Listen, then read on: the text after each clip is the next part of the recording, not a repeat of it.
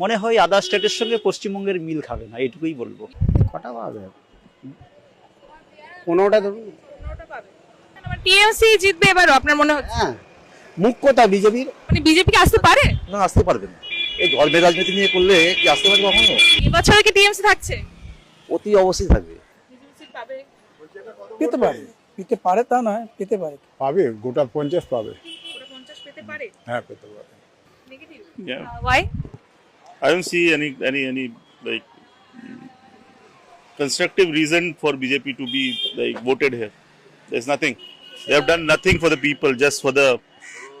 I mean, if the Prime Minister is 100% times doing election campaigns and not thinking about the unemployment, then they should not be given even a single vote in India. এখনকার যে পরিস্থিতি চলছে, আপনার কি মনে হয় আগামী দিনে বিজেপি কটা সিট পেতে পারে?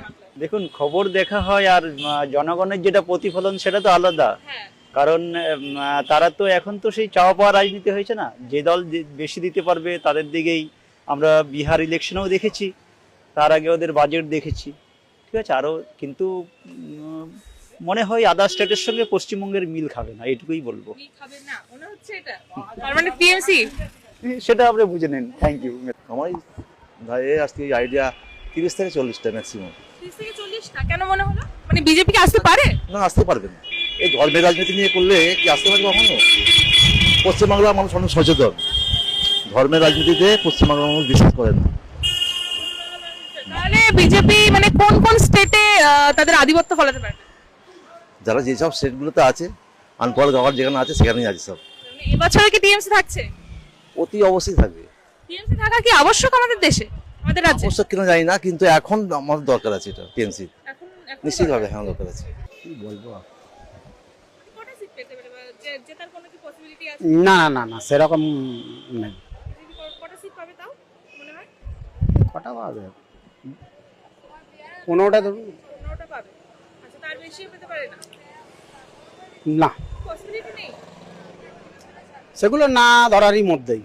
কেন মানে টিএমসি জিতবে এবারও আপনার মনে হচ্ছে? হ্যাঁ, মুখ কথা বিজেপির। কেন বলছেন?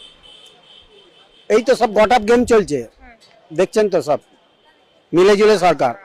তাহলে মানুষ তো, পশ্চিমবাংলার মানুষ তো বুঝতে পারছে সবই কিছু। যদি ঠিক মতন না বিশ্লেষণ করা যায় তাহলে কি করে হবে? ওই জন্যই বলছি। দিনে বিজেপি পশ্চিমবঙ্গে কটা সিট পেতে পারে আপনার কি মনে হয়? দেখুন, বিজেপি আসলে যে সুবিধা হবে কোনো হবে না।